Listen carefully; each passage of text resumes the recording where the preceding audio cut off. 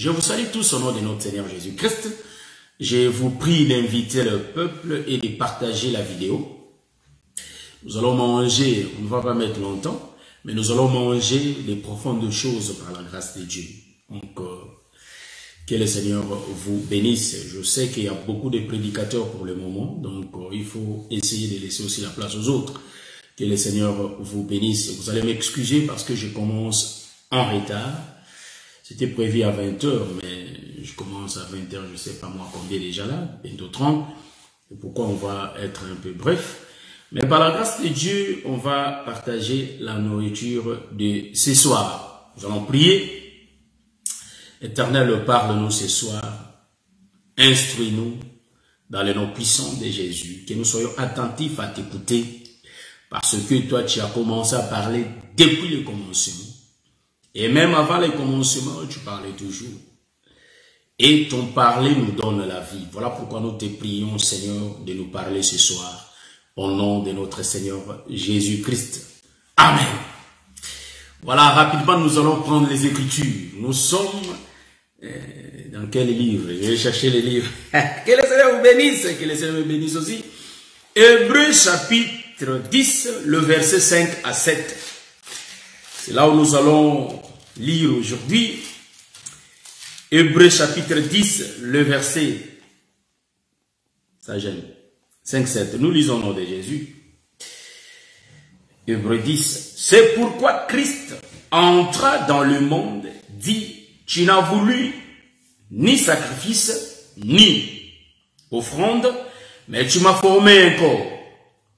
Tu n'as agréé ni holocauste, ni sacrifice pour les péchés. Alors j'ai dit, voici je viens, dans le rouleau du livre, il est question de moi, pour faire, ô Dieu, ta volonté. Je vais lire au verset 8. Après avoir dit d'abord, tu n'as voulu et tu n'as agréé ni sacrifice, ni offrande, ni holocauste, ni sacrifice pour les péchés, ce qu'on offre selon la loi. Voyez-vous? Il dit ensuite, verset 9, voici je viens pour faire ta volonté. Il abolit ainsi la première chose pour établir la seconde. C'est là où je voulais me limiter. Que le Seigneur vous bénisse. Nous allons partager tranquillement l'agneau. Vraiment, notre thème, c'est Jacob, le créateur des 12 tribus d'Israël. Donc, qui dit le créateur, en réalité, la chose n'existait pas avant. Voilà pourquoi la personne qui vient, c'est lui qui commence à créer. On a fait la première partie, et maintenant, aujourd'hui, on entame la deuxième. Ici, on avait montré que le véritable Jacob était Dieu lui-même, le créateur. Parce que la Bible dit que c'est lui le créateur des choses invisibles et des choses visibles. Donc nous avons deux créations. La création invisible d'abord qui a existé avant le visible. Après, nous avons la création visible. Donc dans l'invisible, en réalité, il y a des choses que nous voyons. On a cherché au commencement, on n'a pas vu Dieu créer ça. Disons que ces choses ont été créées dans la création invisible. Voyez-vous ça? Donc ici, nous révélons que le créateur des 12 tribus, c'est Jacob. Mais vous savez que dans notre évangile, quand Dieu est en train de faire le mouvement, il ne fait pas une seule fois ce mouvement. Mais ce mouvement existe déjà. Donc Dieu fait que répéter ce qui est. Voilà pourquoi aujourd'hui, on va essayer un peu de continuer ce qu'on avait commencé. Voilà. Dans ma première épisode, j'avais bien dit que Ephraïm et Manassé parlaient de l'éternité. Donc, Joseph était leur père. Ça, ce sont des détails que j'avais pris. Et vous allez comprendre que Jacob, dont nous sommes en train de parler, il avait mis 12 fils au monde. Il y a les 10 fils qui ont été nés le matin et les 2 autres fils ont été nés le soir. Voyez-vous? Donc les 10 fils le matin avec les 3 mères et le 2 fils le soir avec une seule mère. Voyez-vous ça? Donc ça c'est la vie de Jacob. Voilà pourquoi nous disons que pour que Dieu entre dans le temps pour créer, en réalité Dieu était dans l'éternité. Et le Seigneur va quitter l'éternité pour entrer dans les temps. Quand le Seigneur entre dans les temps, il va créer les cieux et la terre. Voyez-vous ça? Donc, si nous regardons le mouvement de notre Dieu, nous voyons automatiquement les mouvements de Jacob. Donc, Jacob était dans la maison de ses parents. Nous connaissons l'écriture, c'est dans les livres de Genèse. Voyez ça? Jacob était dans la maison de ses parents, mais Jacob va quitter la maison de ses parents pour partir chez Laban. Donc, nous disons que quand Jacob quitte la maison de ses parents, c'est ça l'éternité, frère. Donc, dans la maison de ses parents, il était dans l'éternité et il va quitter l'éternité pour entrer dans le temps. C'est ce que Hébreux chapitre 10 nous explique. Dans ce volet, nous comprenons que les mouvements de Jacob expliquent Hébreux 10. Donc ici, là-bas, le Seigneur qui entre dans le temps vers le soir, nous le prenons étant le Créateur. Il ne faut pas me comprendre mal. Après, je vais prendre le deuxième volet pour expliquer que Jésus qui entre dans le temps, le soir, c'est Jacob. Mais ici, je prends comme le Père, le Créateur. Vous voyez? Ça, c'est la première partie. J'aime des virgules dans l'évangile parce qu'il n'y a pas seulement un seul mouvement d'expliquer les Écritures, ou soit une seule façon. Non. Les Écritures, une seule Écriture peut dégager plusieurs ombres. Parce que ça peut embrouiller, c'est pourquoi nous prenons seulement quelques portions pour expliquer. Mais sinon, il y a beaucoup de mouvements dans les Écritures. C'est pourquoi nous disons qu'un ministre ne peut pas sécher. Est-ce que vous voyez ça? Parce que quand on a la révélation, on voit presque partout. Vous voyez ça? Voilà, nous allons continuer. Jacob qui part chez Laban, en réalité, c'est le père qui quitte l'éternité, qui entre dans les temps. Maintenant, quand il va entrer dans les temps, en réalité, cet homme de Jacob va commencer à créer. Donc, c'est Dieu qui entre dans les temps pour créer. Mais il ne faut jamais oublier que ce que Dieu avait fait dans les visibles, dans l'invisible, nous allons le démontrer à Jacob, mais dans le visible. Est-ce que vous voyez ça? C'est ça notre mouvement d'aujourd'hui. Remarquez, quand Dieu entre dans les temps, nous sommes dans le livre de Genèse chapitre 1, la Bible dit que, je vais prendre l'écriture, au commencement, Dieu va créer les cieux et la terre. Mais remarquez, avant le commencement, nous disons que la création invisible existait déjà. C'est là où nous disons que la création invisible, quand on regarde dans le visible, nous voyons les eaux. Est-ce que vous voyez ça? Mais la Bible dit qu'au commencement, Dieu vient créer qui? Il crée quoi? Voyez-vous? Il crée les cieux et la terre. Ça, c'est les Écritures. Remarquez, le commencement et le dernier, c'est le Seigneur Jésus-Christ. Voilà pourquoi nous typifions les commencements, là où Dieu a créé les cieux et la terre. C'est ça le commencement. Donc, c'est le Seigneur Jésus-Christ. Est-ce que vous voyez ça? C'est ça Jacob qui vient le soir. Mais le matin, nous voyons les eaux. C'est ce que j'avais expliqué la fois passée. Or, les eaux nous expliquent déjà avant le commencement. Voyez-vous ça? Ça existait déjà avant. Qu'est-ce que je veux dire par là? Je suis en train d'expliquer que les eaux nous expliquent l'ancienne alliance, tandis que les cieux et la terre nous expliquent la nouvelle alliance. Donc, les eaux là, c'est l'ombre des cieux et la terre. Donc, dans Jacob, nous voyons le ciel et nous voyons la terre. Donc, dans Jacob, il y a Benjamin. J'avais expliqué ça. Donc, et deux sortes d'une seule mère. Remarquez, quand Jacob arrive chez Laban, en réalité, Jacob va commencer à créer. Or, la création, c'est tout un travail. Est-ce que vous remarquez ça? C'est tout un travail.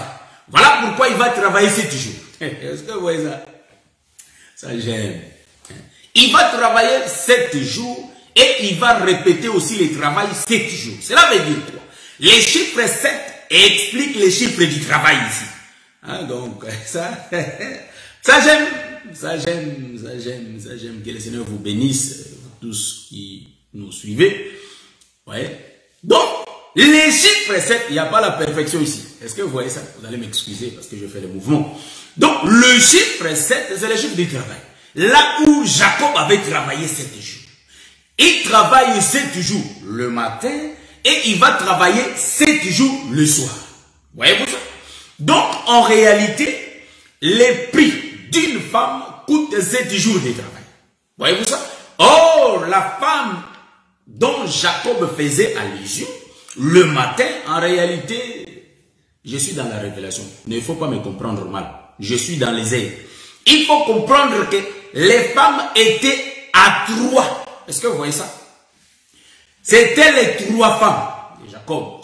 Vous comprenez? Bon, je suis en train de parler aux adultes. Donc, je crois bien que nous comprenons les Écritures. Vous voyez? On sera trop court. Donc, si on lit, je sais que les adultes lisent la Bible. Et les adultes, en réalité, connaissent les Écritures. Donc, je ne suis pas en train de parler aux débutants ou soit aux gens qui ne connaissent pas l'Évangile, mais je suis en train de parler aux gens qui connaissent l'Évangile et qui connaissent les Écritures. Donc, on ne peut pas fabriquer quelque chose si cela n'est pas écrit dans les Écritures. Est-ce que vous voyez ça? Donc, nous connaissons que Jacob avait 4 femmes. Oui. Donc, Dieu, en réalité, a 4 femmes. Les femmes de Dieu, ce sont les rouleaux. Est-ce que vous voyez ça? Donc, Israël, dans la totalité, Dieu a 4 rouleaux. Il a les 3 rouleaux de la loi et il a un seul rouleau de la grâce. Donc, les rouleaux de Dieu, ce sont des femmes. C'est pourquoi nous disons que quand Jacob entre dans les temps, il va créer pendant 7 jours. Et pendant les 7 jours, il va écrire. Hein? Donc, il travaille pour former les rouleaux. Vous savez que Dieu forme les rouleaux. C'est pourquoi, quand nous regardons l'histoire de Jacob, quand il est en train de coudre la tunique pour Joseph, on n'a pas vu là où il avait cousu les tuniques pour les 10 frères. Mais ils avaient des tuniques. Ah, ça, aujourd'hui, on va les révéler. Est-ce que vous voyez ça? Vous savez que l'évangile cache des choses. Est-ce que vous voyez ça? On va expliquer ça dans la chair de Manassé. Que le Seigneur vous bénisse. On est là. Maintenant, quand Jacob entre le 7 jours du matin, Jacob, en réalité, il va chercher 3 femmes.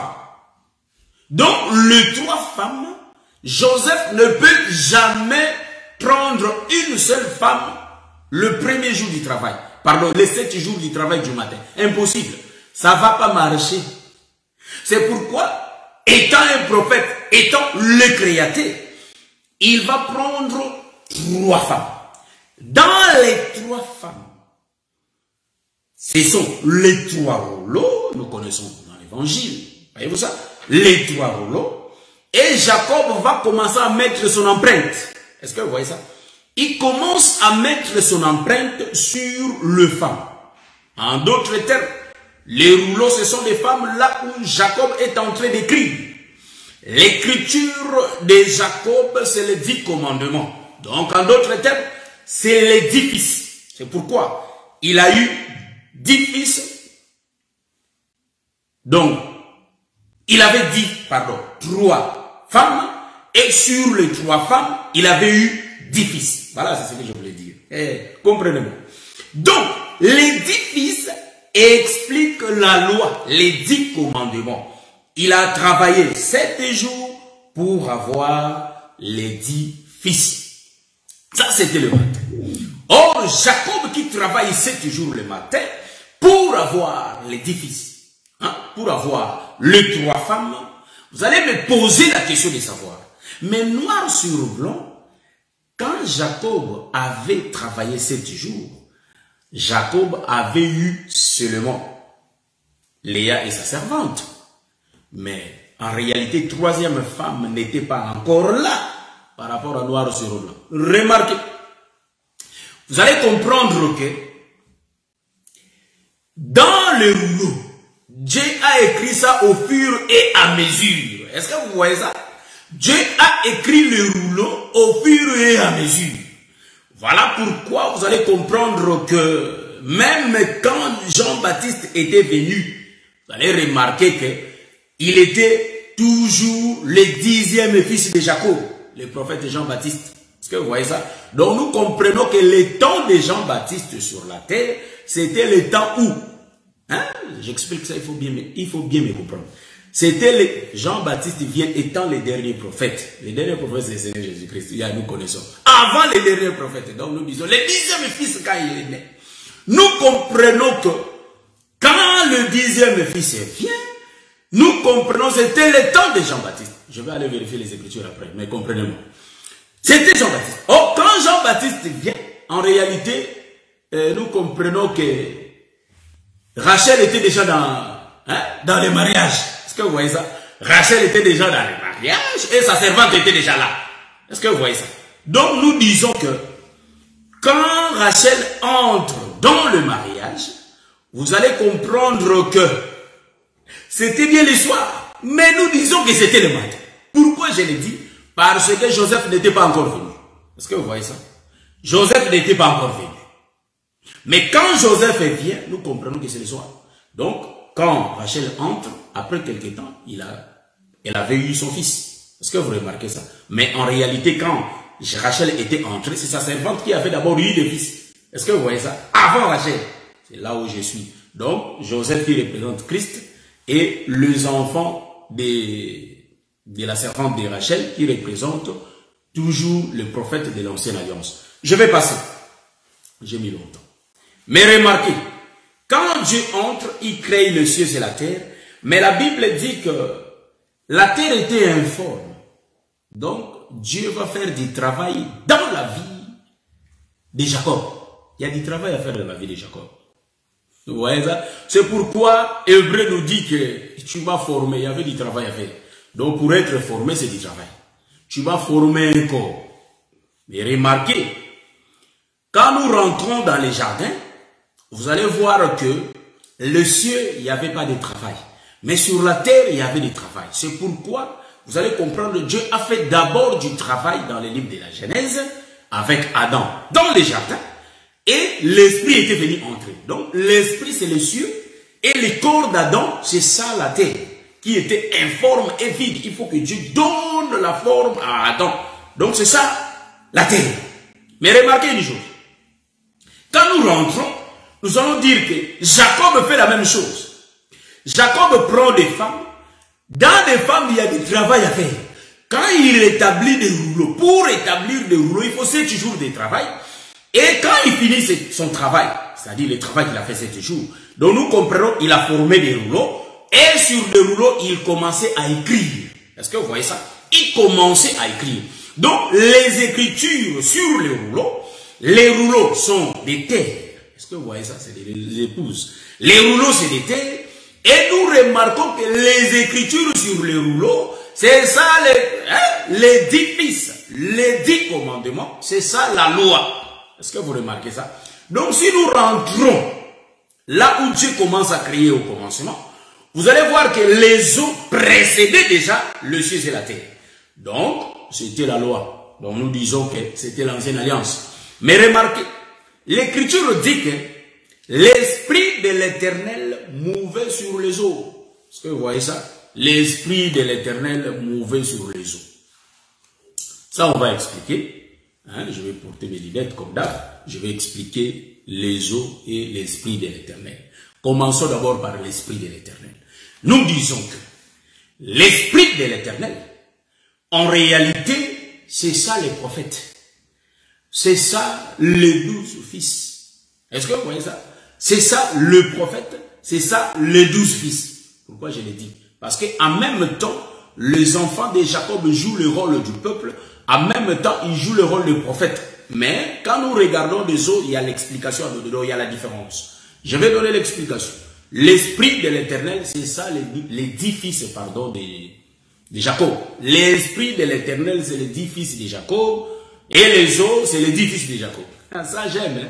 L'Éternel prêche l'Éternel, enseigne l'Éternel, proclame le nom de l'Éternel. Je prends l'écriture rapidement pour attester cela.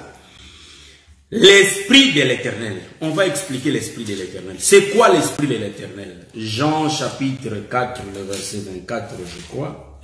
Là, nous allons expliquer que l'esprit de l'Éternel. Nous sommes dans le livre de Jean. Jean chapitre 4, ça j'aime. Jean chapitre 4, le verset 24. Nous allons lire au nom du Seigneur Jésus-Christ. Voilà, nous prenons l'écriture. La Bible dit que Dieu est esprit. Et il faut que ceux qui l'adorent en esprit et en vérité. Donc, l'esprit de l'Éternel qui mouvait sur les eaux, c'est ça Dieu. Donc, c'était Dieu lui-même qui mouvait sur les eaux. C'est ce que la Bible dit, que l'esprit de l'Éternel mouvait sur les eaux. Mais remarquez, si nous prenons en réalité une autre écriture, ça je vais chercher l'écriture, c'est le prophète Samuel. Pendant que Israël regardait le peuple des nations, il voulait aussi avoir un roi comme le peuple des nations. Et Samuel, voyez-vous ça? Et Samuel avait oint qui? Saül. Et quand l'Éternel avait rejeté, donc, ouais, je suis là. Quand l'Éternel avait vu que Israël désirait un roi, Dieu a expliqué ce que le roi allait faire au peuple. Mais qu'est-ce que nous allons remarquer? Nous allons remarquer que le prophète Samuel commença à pleurer dans lui. Il a vu que Israël l'avait rejeté. C'est là où je vais expliquer que les prophètes, un prophète c'est Dieu. Est-ce que vous voyez ça? C'est là où je viens. Voyez-vous? Cherchons un peu cette écriture. Vous voyez ça? Donc, l'écriture dit que Samuel regrettait parce que Israël, il pleurait dans lui. Israël lui avait rejeté. Mais qu'est-ce qu'on va remarquer? L'écriture dit ceci que Dieu va intervenir. Dieu va dire, ils t'ont pas rejeté, mais ils m'ont rejeté. Est-ce que vous voyez ça? Donc, un prophète, c'est la bouche de Dieu. Un prophète, c'est Dieu sur la terre. C'est la représentation physique de Dieu sur la terre. Est-ce que vous voyez ça? Voilà pourquoi nous disons que les prophètes Samuel rejetés, en réalité, Dieu dit qu'ils t'ont pas rejeté, mais ils m'ont rejeté. Donc, l'Éternel est égal au prophète. C'est pourquoi j'ai bien dit que l'esprit de l'Éternel qui mouvait sur les eaux, nous disons que c'est ça les 10 fils de Jacob, les 10 commandements. Les 10 commandements, c'est ça Moïse. Donc, c'est Moïse qui mouvait sur les eaux. En réalité, les eaux étaient le peuple. Est-ce que vous voyez ça? Parce que l'Écriture nous dit dans le livre d'Apocalypse que les eaux, les eaux c'est le peuple, les nations, des langues. Moi je prends le peuple. C'est là où nous avons dit la fois dernière. Est-ce que vous voyez ça? Donc nous voyons que les eaux c'est Israël. Mais Israël avait des prophètes. Mais remarquez, c'est lui qui vient les derniers. C'est lui qui vient les derniers, c'est le ciel et la terre.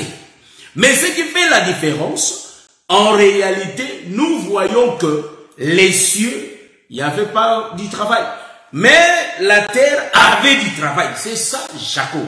Donc, les eaux, l'esprit de l'Éternel explique les 10 fils de Jacob, et tandis que le ciel et la terre expliquent Jacob. Pardon, Joseph. Pas Jacob, Joseph. Maintenant, nous rentrons là où Joseph est en train de partir. Pardon, Jacob est en train de partir. Il a eu ses 4 femmes. En réalité, nous allons comprendre que Jacob, il a eu 4 femmes chez Laban.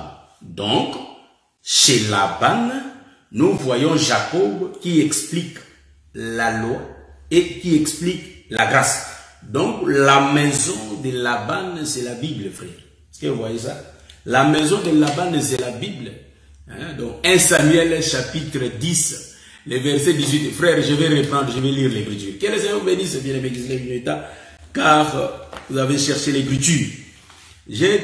On a déjà lu, on sait que ça existe, mais sauf que La précision, j'avais pas ça. Donc, nous disons que 1 Samuel chapitre 10, le verset 18.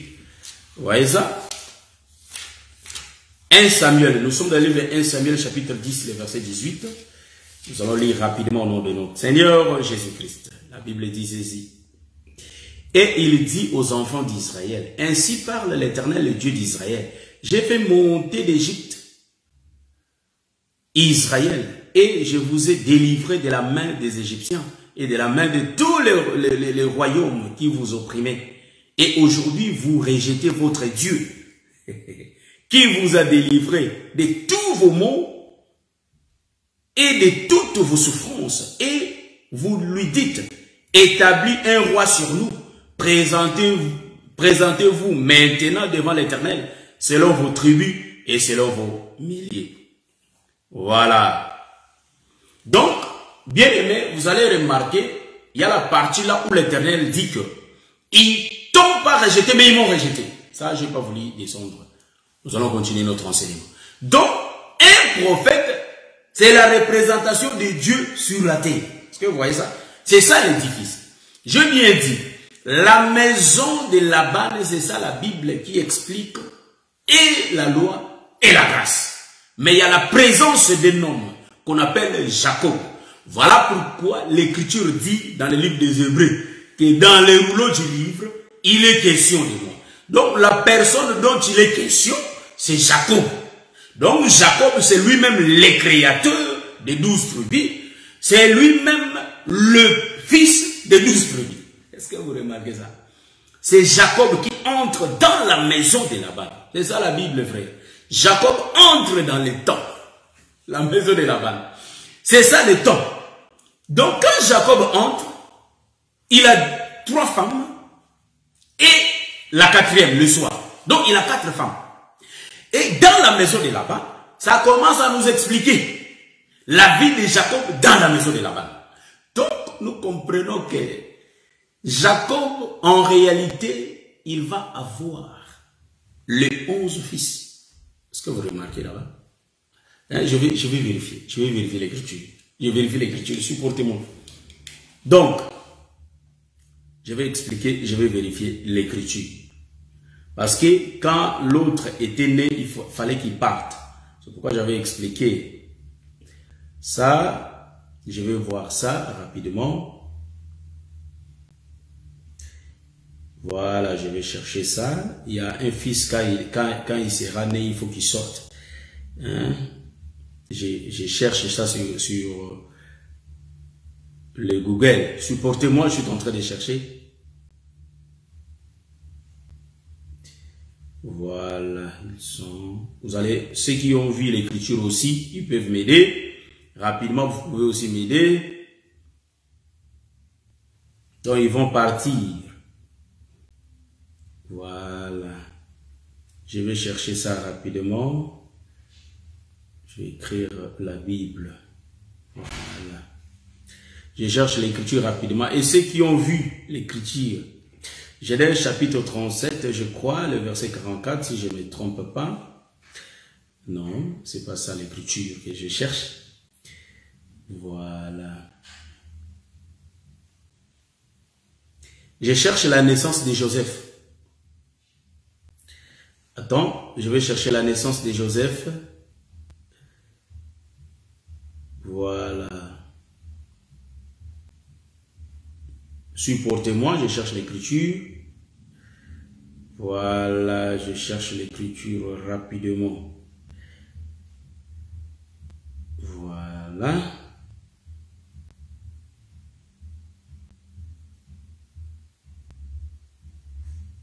Je suis dans le livre de Genèse.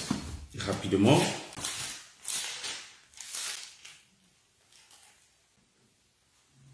Voilà, je prends Genèse chapitre 30, je vais descendre. La naissance de Joseph, je suis entré, voilà. Est-ce que vous pouvez m'aider avec l'écriture, mes bien-aimés, s'il vous plaît? Je cherche cette écriture, la naissance de Joseph. C'est ce que je suis en train de chercher. Bien-aimé fiston, bien-aimé Gisela Mineta, moi je n'ai pas les trucs là que les docteurs, les autres docteurs cherchent rapidement des écritures. Donc moi Je me poumonne pour voir l'écriture. Donc, Dieu s'est souvenu de Rachel. Il exauça et il la rendit féconde. Elle devait enceinte et enfanta un fils. Et il dit, Dieu a enlevé mon opprobre. Et lui donna le nom de Joseph. Je suis dans le livre de Genèse, chapitre 30, le verset 23. Voilà. Et elle lui donna le nom de Joseph en disant que l'Éternel m'ajoute un autre fils. Voilà, c'est ce que j'ai cherché. Le départ, c'est Joseph. Parce que l'écriture dit, je vais lire l'écriture, c'est là où je suis. Lorsque Rachel eut enfanté Joseph, Jacob dit à Laban, laisse-moi partir pour que je m'en aille chez moi, dans mon pays. Est-ce que vous voyez ça? C'est ça l'enfant du soir. C'est l'écriture que j'ai cherché là, je pour chercher l'écriture. Voyez-vous ça? Donc, nous disons que c'est lui qui vient le soir, c'est Joseph. Et quand Joseph est né, en réalité, il faut que Jacob sorte. Il faut que Jacob parte. Est-ce que vous remarquez ça? C'est pourquoi j'ai bien dit que les 11 fils vont naître là-bas, chez Laban, et il y a Benjamin qui va venir. Est-ce que vous voyez ça? Donc, dans Joseph était déjà Benjamin. C'est pourquoi on dit dans les Écritures que Judas était dans les entrailles d'Abraham. Est-ce que vous voyez ça? Judas était dans les entrailles d'Abraham. Parce qu'on parlait de la dîme. Est-ce que vous voyez ça? Donc, Joseph, en réalité, Benjamin était dans lui. C'est pourquoi vous allez remarquer que Dieu créa les cieux, Joseph, et il va créer la terre, Benjamin. Hein? Je vais venir avec l'explication. Donc, je peux expliquer Joseph dans un seul mouvement, tout comme dans deux mouvements. Je suis en train de venir. La maison de Laban, c'est la Bible. Là où Jacob est entré, c'est les rouleaux. Les rouleaux du livre, là où on parle de Jacob, ses femmes, ses enfants. En d'autres termes, les Écritures sont écrites dans les rouleaux. Donc, sur les rouleaux, donc noir sur blanc. Les Écritures sont sur les rouleaux. C'est écrit. Donc, nous comprenons que les rouleaux sont des femmes. Et les Écritures, c'est les enfants. Est-ce que vous voyez ça? C'est pourquoi vous allez remarquer, dans l'Ancienne Alliance, c'est la loi qui est représentée par les 10 fils, les 10 commandements. Mais dans la Nouvelle Alliance, on est en train d'expliquer Jésus, la grâce, mais et la vérité. Voyez-vous ça? Donc nous disons que c'est Joseph et Benjamin. C'est les deux fils. Mais de l'autre côté les 10 et de l'autre côté les deux fils. Nous disons ceci. Qu'en réalité, tout ce que les prophètes ont parlé, les gens ne l'ont pas vu. En d'autres termes, le Seigneur Jésus-Christ, c'est lui l'explication des 10 commandements. En d'autres termes, vous allez comprendre que Joseph, dans lui, il porte automatiquement Benjamin. Est-ce que vous remarquez ça? Donc, dans Joseph, il y a Benjamin. C'est pourquoi Joseph disait que je vais partir, mais je vais revenir. En d'autres termes, c'est le Saint-Esprit. Donc, dans Jésus, c'est lui le Saint-Esprit. Est-ce que vous voyez ça? Mais le Saint-Esprit, vous ne pouvez pas voir. Est-ce que vous remarquez ça? On ne peut pas voir le Saint-Esprit. Mais c'est une personne. Est-ce que vous voyez ça? Donc c'est Joseph lui-même. C'est là où je suis en train d'expliquer. Moïse a donné la loi. Jean chapitre 1, 17. Moïse a donné la loi. Mais Jésus nous donne la grâce et la vérité. Donc nous comprenons que la grâce et la vérité, c'est Joseph et Benjamin. Est-ce que vous voyez ça? C'est ça qu'on est en train d'expliquer. Mais remarquez une chose. Avant que Jacob sorte de la maison de ses parents, toutes choses ont été préparées là-bas. C'est là où j'avais touché Ephraïm et Manassé. Je me souviens de ce que j'avais dit quand j'étais à la gare de Midi. Est-ce que vous voyez ça? Donc, Ephraïm et Manassé. Comprenez que Manassé, c'est le grand et Ephraïm, c'est le petit. Mais Jacob était dans la maison. Je suis en train de mélanger les histoires, hein, mais il faut vraiment bien me suivre avec attention. Je suis en train d'expliquer le créateur des 12. Je suis en train de venir. Ça, ce sont des détails que je suis en train de donner. Est-ce que vous voyez ça? Parce que c'est Dieu qui créa les cieux et la terre, et c'est Dieu qui créa les eaux. Les eaux, c'est l'Ancien Testament, et les cieux et la terre, c'est ça la Nouvelle Alliance. C'est là où je suis. Le créateur, c'est Dieu. Donc, pour voir la Nouvelle Alliance et l'Ancienne Alliance, il faut voir, Jacob a fait ses mouvements. Il a mis au monde 10 fils qui représentent l'Ancienne Alliance comme les eaux. Et Jacob a mis 2 fils les soirs qui représentent la nouvelle alliance. Donc il ne faut pas se compliquer, c'est là où nous sommes. Est-ce que vous voyez ça? Et puis je vais prendre tout, je vais poser ça dans le corps de Jésus. Voyez-vous, c'est pourquoi Jésus a utilisé tous les 2 temps. Les matins, il parlait en parabole, mais les soirs, il donnait l'explication des paraboles. C'est Jacob lui-même le Père. En d'autres termes, c'est Dieu lui-même. Vous allez comprendre que la terre était informe et vide. C'était le temps où Dieu parlait dans les paraboles. Mais Dieu va travailler. Quand il va finir de travailler, la terre va avoir la forme. Pour qu'il vienne, pour que Adam vienne. Quand Adam vient, nous comprenons, Adam c'est le souffle. Voyez-vous, Adam c'est le souffle qui va donner sens à tout ce que Dieu avait créé. Il va donner des noms.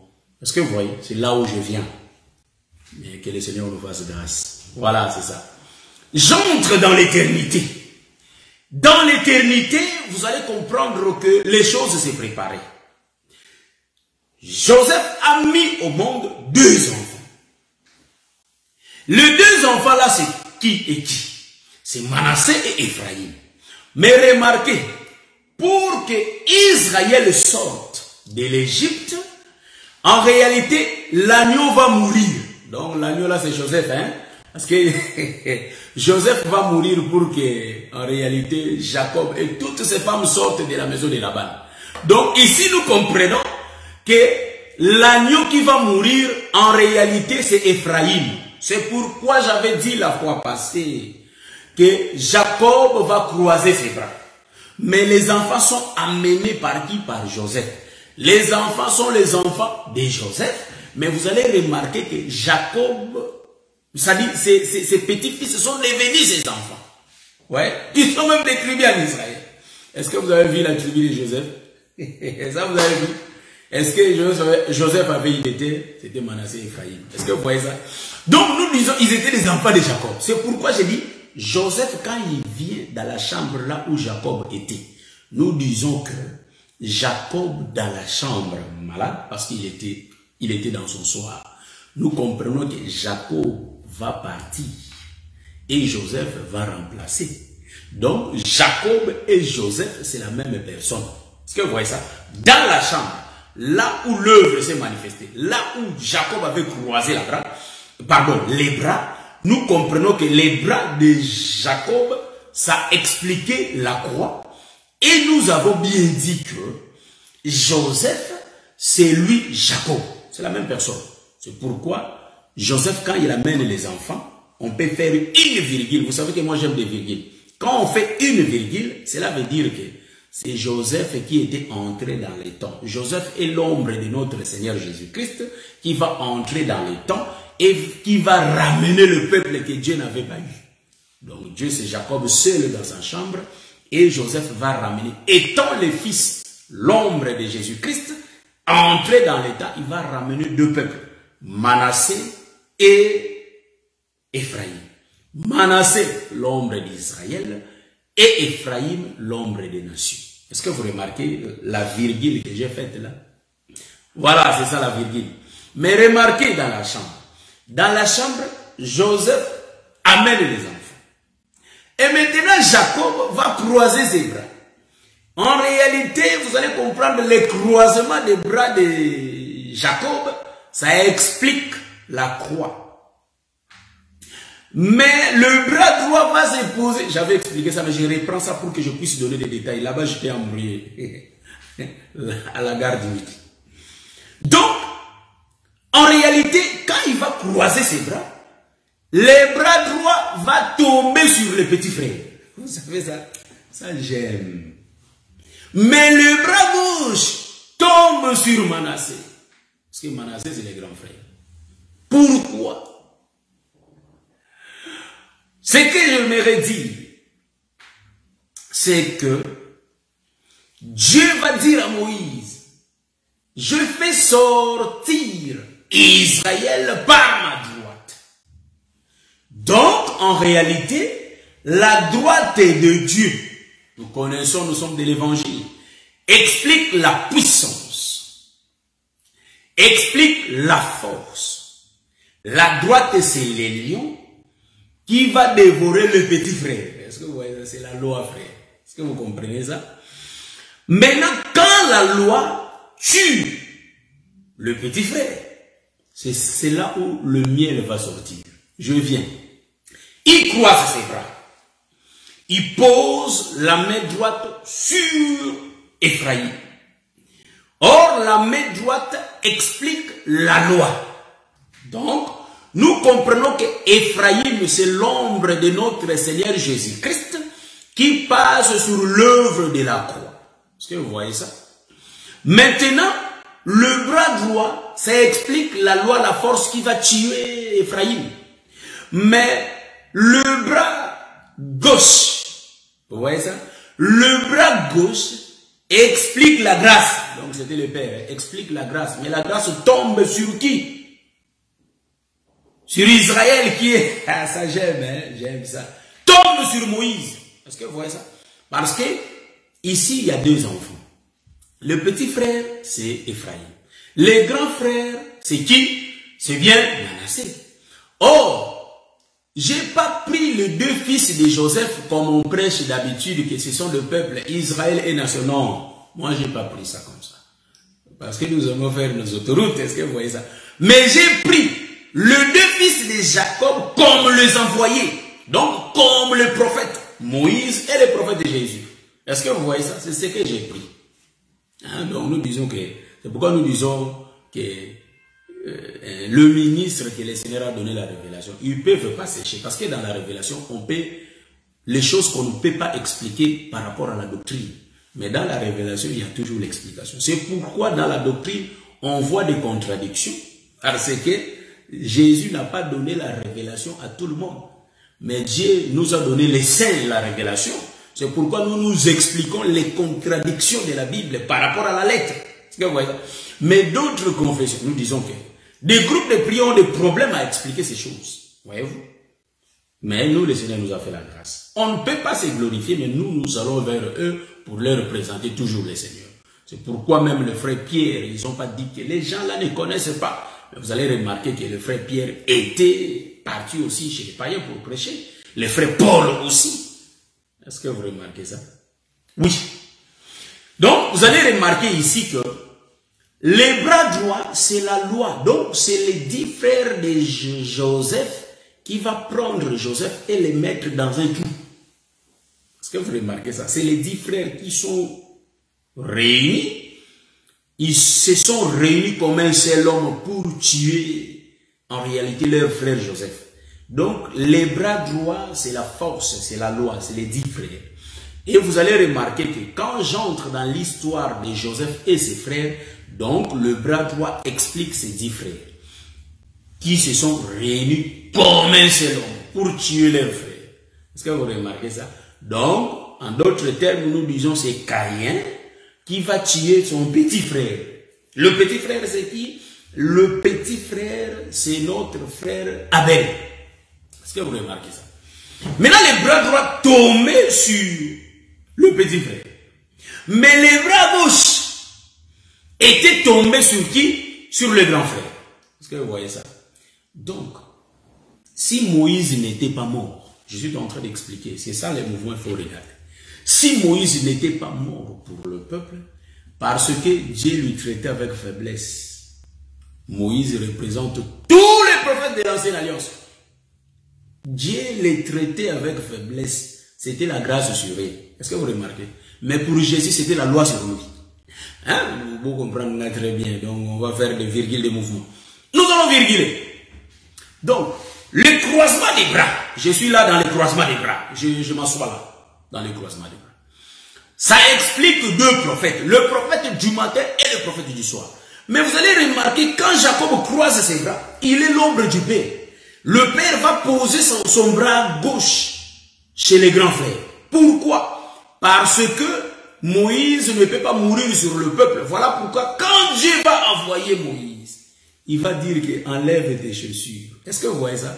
Donc Dieu, en réalité, démontrait déjà à Moïse que tu ne vas pas mourir. Est-ce que vous voyez ça? Est-ce que vous... Je ne sais pas si je me fais comprendre. Bon, comme je parle aussi une langue étrangère, est-ce que vous voyez ça? Hein? Donc, parce que moi j'aime la langue, hein? Voilà, donc... Dieu a fait grâce aux autres, voyez-vous. Donc, moi aussi, il m'a fait la grâce parce que j'en parle un peu.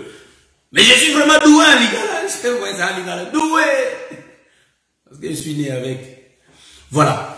Donc, en réalité, le bras gauche était sur la tête de Manassé. C'est le bras gauche sur la tête de Moïse. C'est là demandé, c'est pourquoi Dieu a dit, enlève de Jésus. Donc, Moïse n'avait pas le droit de rachat. Or, on ne peut pas racheter si on ne voit pas la mort. Parce que vous voyez ça. C'est pourquoi, que le Seigneur vous bénisse, mon bien-aimé. La langue là, c'est bon quoi. Est-ce que vous voyez ça? Donc, c'est pourquoi vous allez remarquer, comme je viens de le dire, que Moïse, Dieu ne pouvait pas le tuer parce que c'est la faiblesse de Dieu qui était sur sa tête. La mission de Moïse, en réalité, était de prendre le peuple et de le faire sortir. Mais Moïse n'a pas pu sauver le peuple parce qu'il avait l'enseignement de la loi. Or, sauver le peuple, c'est mourir pour le peuple. C'est pourquoi vous allez comprendre que Boaz avait ses droits parce qu'il lui portait des chaussures. Est-ce que vous voyez ça? Donc, le droit de rachat, c'est mourir pour le peuple. Est-ce que vous comprenez ça? Donc, vous allez comprendre que c'était les 10 frères, le bras droit de Dieu qui avaient tué Ephraïm. C'est pourquoi vous allez remarquer, avant qu'Israël sorte de l'Égypte, Moïse qui va prononcer la parole.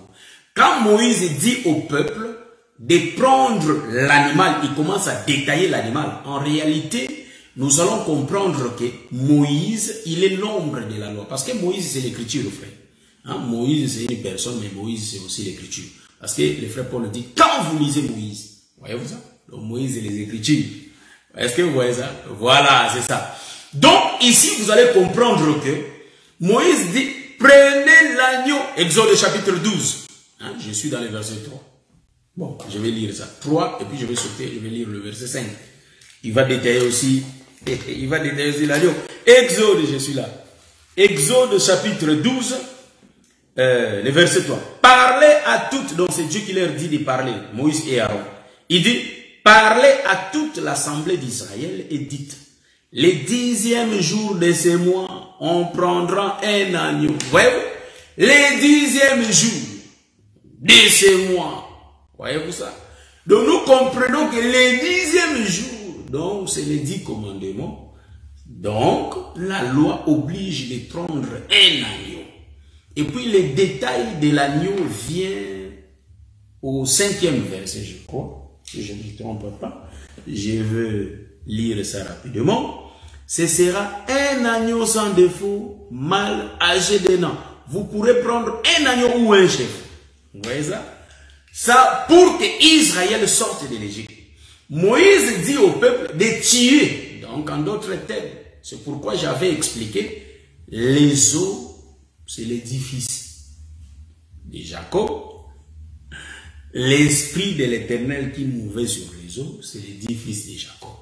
Pourquoi j'avais dit ça?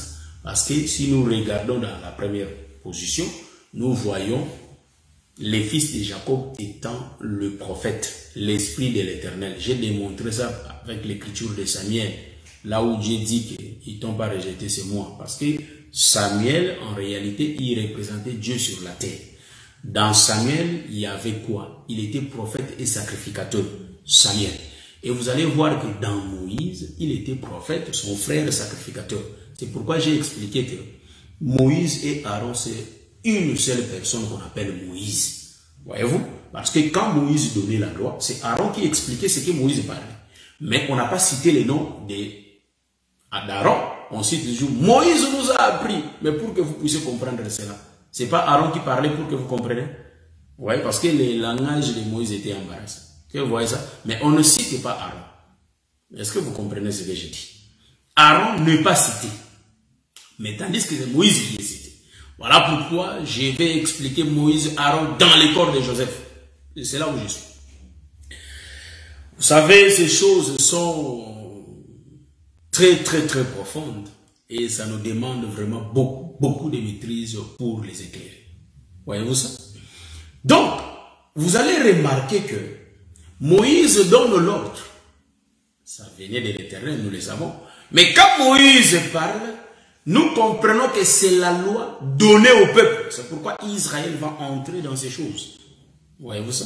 Israël va entrer parce que le peuple, c'est Israël qui va prendre l'agneau qui est Jésus et l'agneau va être tué. Ce qui est donné, c'est la loi. C'est Moïse qui leur avait dit, il faut tuer cet agneau pour que vous soyez libres. Est-ce que vous voyez ça? C'est pourquoi on avait pris l'agneau. Barabbas a dit que non, moi je vais tuer. Est-ce que vous voyez ça? Mais moi je vous dis une chose. Vous savez que quand Israël avait tué l'agneau, ce n'était pas seulement Israël, même les plus proches voisins étaient là. Donc les plus proches voisins, ce sont des Romains. Est-ce que vous voyez ça? Ce sont des Romains. C'est pourquoi dans la mort de Jésus, il y a eu et les Israélites et les étrangers se sont réunis. Hein? Des Anne, des Caïphes, des Pilates, ils se sont réunis et tous. Donc nous voyons et les étrangers et les Israélites pour tuer l'agneau. Parce que Moïse avait donné. Pour que vous sortiez, pour que vous ayez la vie, il faut tuer l'agneau. Or, l'agneau, c'est tout un homme qu'on appelle Ephraïm. Donc, Ephraïm, c'est lui que Dieu avait croisé ses bras. Donc, Jacob, l'ombre du Père, préparait déjà les choses qui devraient passer en Égypte. Et pourquoi vous allez comprendre que Dieu parle toujours en avance, mon bien-aimé frère et ma soeur. Dieu nous parle toujours en avance. Quand tu rêves quelque chose, il dit que quand j'ai choisi un prophète en Israël, je lui parle dans les songes et dans les visions nocturnes pendant qu'il est en train de dormir. Est-ce que vous voyez ça? Donc, quand Dieu choisit un prophète en Israël, il lui parle par des songes et des visions. C'est ce que Dieu avait dit à Aaron et à Myriam. Il dit, mais quant à mon serviteur Moïse, je lui parle face à face. Ça, c'est le langage de Dieu. Et nous, on cherche le face à face de Moïse. Quand on cherche le face à face, montre-moi ta face. Il dit, je ne peux pas te montrer ma gloire et que tu vives. Est-ce que vous voyez ça? Mais nous demandons, quand Dieu t'a dit que face à Moïse, Dieu, quand il parle ces choses, c'est sur des choses à expliquer. C'est clair, c'est à expliquer. Est-ce que vous voyez ça? Donc, les songes, c'est un langage de Dieu. Les visions, c'est un langage aussi de Dieu. Est-ce que vous voyez ça? Donc, mon bien-aimé frère, sœur, quand le Seigneur te donne des songes, voilà, c'est ça. Voilà, c'est ça, double portion, c'est ça, mon bien-aimé. Vous voyez ça, mon bien-aimé Jackson de JPJ? Est-ce que vous voyez ça? Songe et vision. Vous voyez? Des choses, songe et vision. Donc, dans le songe, tu peux avoir la vision. Donc, tu es dans le songe, mais dans le songe, tu vois la vision. Ça se fait double portion. C'est deux choses différentes. Le songe et la vision. Un jour, on va les expliquer. Est-ce que vous voyez ça? C'est le langage de Dieu. Dieu parle déjà en avance. C'est pourquoi, mes bien-aimés saints, je vous dis que il faut faire très attention. Quand nous cherchons Dieu, Dieu nous parle. Et Dieu nous montre des choses. Dans les songes et dans les visions. C'est très important de les saisir. C'est pourquoi un homme connecté. Voilà, c'est ça mon bien-aimé. Un homme connecté dans ces choses, il néglige pas les songes et les visions. Est-ce que vous voyez ça? Parce que c'est le langage de Dieu qui parle à son peuple. Vous voyez? Donc, vous allez comprendre que les deux peuples ont compris qu'il faut manger l'agneau pour être libre. C'est pourquoi nous mangeons la parole pour être libre. Parce que si on ne mange pas la parole, on ne sera pas libre. Manger la parole et mettre la parole en pratique, c'est très, très, très important. Quand on mange la parole et on met la parole en pratique, automatiquement, ça nous fait séparer avec les désirs de la chair. Est-ce que vous voyez ça? Un homme qui marche selon les desseins de ce monde, en réalité, n'a pas Christ en lui. Donc, nous remarquons que pour que nous soyons sauvés, pour que Joseph nous amène vers Jacob, en réalité, il faut que nous sortions de la terre. Est-ce que vous voyez ça? Sortir de la terre, c'est sortir d'Asnat. C'est séparer d'Asnat. Est-ce que vous voyez ça? Ça, je vais expliquer. Quand une femme est enceinte, l'enfant est lié à sa mère. Voyez-vous? Donc, l'enfant enceinte, ce sont nous, le peuple, quand on n'a pas encore reçu la parole. Est-ce que vous voyez ça? Mais l'objectif de l'homme, il faut qu'il se sépare de la terre. Voyez-vous ça? Il faut qu'il se sépare de sa maison. Il faut qu'il quitte sa maison. qui se sépare de la terre. C'est pourquoi Dieu avait séparé Adam de la poussière. Vous voyez ça? Pour que Adam ait la vie. Parce que la mère d'Adam, c'est la terre. Est-ce que vous voyez ça? C'est ça, c'est la terre qui est la maman. Parce que la terre, c'est l'épouse. Donc, comme la terre, Dieu considère que la terre, c'est l'épouse, donc nous comprenons que Adam est retiré de la terre. Voyez-vous ça? Il est sorti de la terre. Donc, sorti de sa maman. Et le ciel va entrer en lui. Remarquez une chose. Donc, Ephraïm et Manassé, en réalité, vont sortir du ventre d'Asnath. Et quand ils sortent, le souffle qui est le père de Joseph vient, donne l'enseignement. Et l'enseignement va les amener dans la chambre de Jacob, le ciel. Est-ce que vous voyez ça? Remarquez une chose. Nous, les chrétiens, le frère Paul dit que, en réalité, les désirs de la chair, vous voyez ça, ça tue les désirs de la chair. Je suis dans le livre de 1 Corinthiens chapitre 6. Voyez-vous ça? Je prends l'écriture rapidement, parce que je descends déjà là. Vous voyez, je descends. Par la grâce de Dieu, quand on viendra le samedi, on va expliquer pourquoi Dieu avait donné le nom de Manassé et le nom d'Ephraïm. De l'explication, parce que Manassé explique Ephata, voyez-vous ça? Donc Manassé explique oubli. Hein, vous voyez ça? C'est oublié. Parce que Joseph le disait quand il mettait ses enfants. Et pour Ephraïm, il a dit que Dieu lui a rendu fécond. Donc Dieu lui a donné dans un pays étranger, dans la terre étrangère, la fécondité. Voyez-vous ça? C'est ça Ephraïm. On va marier Ephraïm entre le ciel et la terre. Que le Seigneur vous bénisse. Donc nous avons dit que les désirs de la chair tuent. Voyez-vous? Car la Bible dit que, je vais prendre l'écriture, j'aime parler avec les écritures vraies. 1 Corinthiens chapitre 6, je suis là, je vais commencer au verset 16. Donc 1 Corinthiens chapitre 6, après on prend le livre des Galates et puis on finit. Je prends le livre d'1 Corinthiens chapitre 6 et je commence au verset 16. Loin de là, ne savez-vous pas que celui qui s'attache à la prostituée est un seul corps avec elle, car elle est dit, les deux deviendront une seule chair. Mais celui qui s'attache au Seigneur est avec lui un seul esprit. Fouillez l'impudicité et quelques autres péchés qu'un homme commette, ces péchés est hors du corps. Mais celui qui se livre à l'impudicité pêche contre son propre corps. Ne savez-vous pas que votre corps est le temple du Saint-Esprit qui est en vous, que vous avez reçu de Dieu et que vous ne vous appartenez point à vous-même? Les corps là ne nous appartient pas, frère. Les corps appartiennent à Dieu. Pourquoi? Parce que c'est Dieu qui est le créateur de la terre. C'est là où je suis. Le créateur de ce monde, c'est Dieu. Le créateur des 12 tribus, c'est Jacob. Donc, Jacob, Dieu commence et il commence à se répéter par ses prophètes. Donc, voilà pourquoi nous allons expliquer que les 12 tribus, c'est Jacob. Or, le véritable Jacob, c'est le Seigneur Jésus-Christ qui va prendre aussi les 12 apôtres. Voyez-vous, c'est ça les enfants. Je viens. Je vais venir. Est-ce que vous voyez ça? Je vais venir. Donc, celui qui se lie à une prostituée devient avec elle une seule chair. Voyez-vous ça?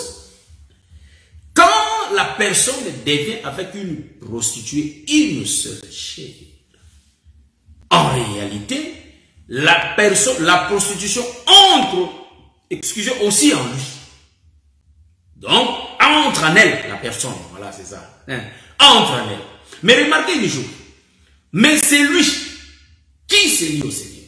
C'est lui qui confesse le nom de Jésus, qui pratique la parole, devient le même esprit. Voyez-vous?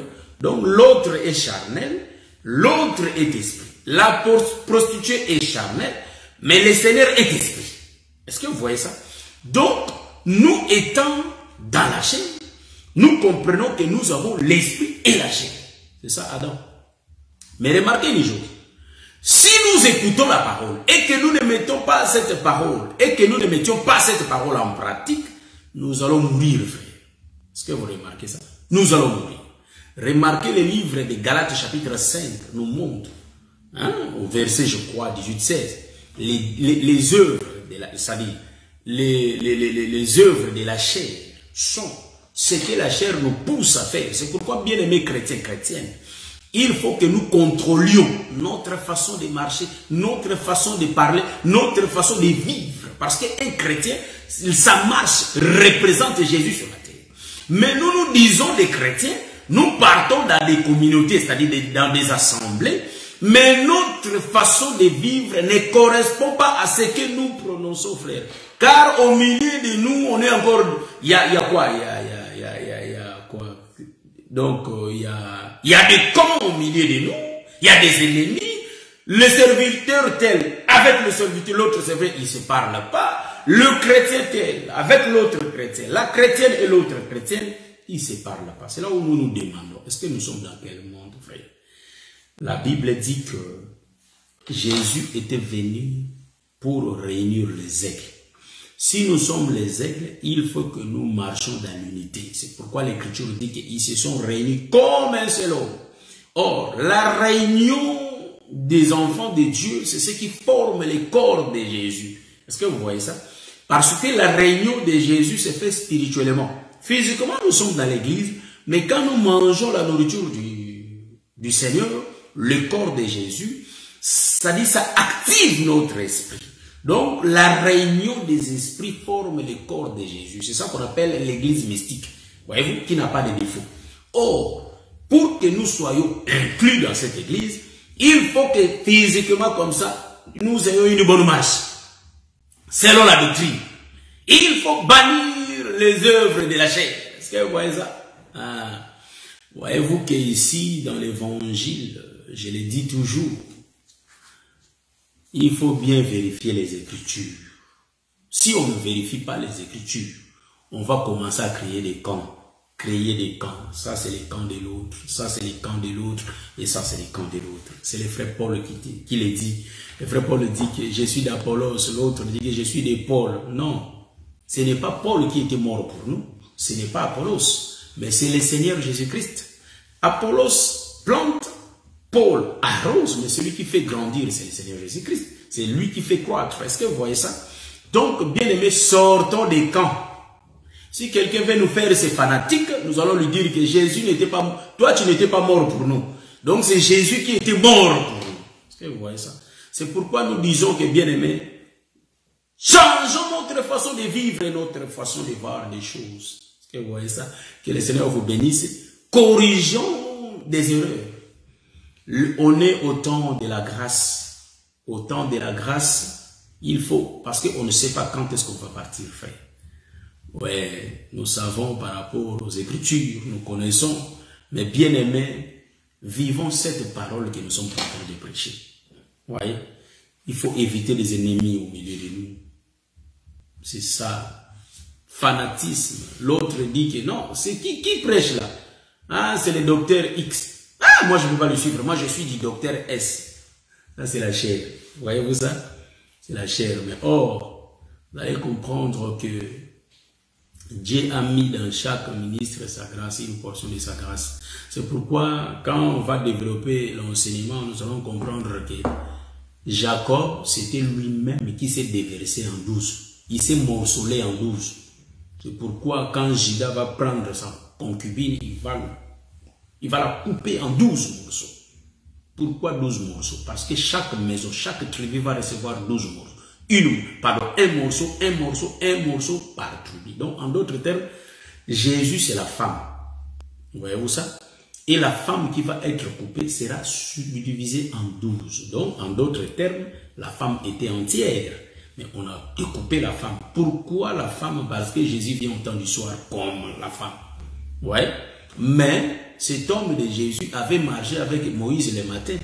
Parce que Jésus, c'est la grâce. Il était avec Moïse le matin. C'est pourquoi Moïse n'avait pas eu la mort. Est-ce que vous voyez ça? Parce que la grâce était sur lui. Moïse va éviter la mort. Moïse, Dieu écoutait Moïse, frère. Parce que Moïse, quand Dieu prend la résolution de détruire Israël, finir ce peuple, a dit que c'est un peuple à courir. Moi, je vais les tuer tous. Moïse dit, si tu le tues, qu'est-ce que les païens vont dire, les étrangers, qu'est-ce qu'ils vont dire? Que tu n'es pas capable de prendre ce peuple et de le ramener à Canaan. Et Dieu a changé son avis. Cela veut dire que Moïse y représentait Christ. Voyez-vous ça? Donc la grâce était sur cet homme. Donc cet homme a empêché la mort.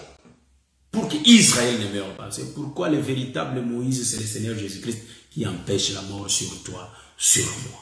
Voilà pourquoi le Seigneur nous donne le temps de changer nos vies.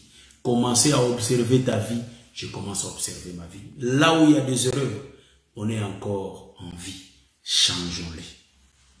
Voyez-vous, soignons nos relations, évitons des rancines, des problèmes avec des gens, étant des enfants de Dieu. L'Écriture dit noir sur blanc, si cela est possible de chercher la paix avec tous. Je sais qu'ici il y a toujours l'explication, mais nous disons que par rapport à la doctrine, bien aimés, on est des chrétiens qui écoutent l'évangile, les chrétiens qui mangent l'agneau et pratiquons cet agneau. Mettons en pratique ce que nous écoutons.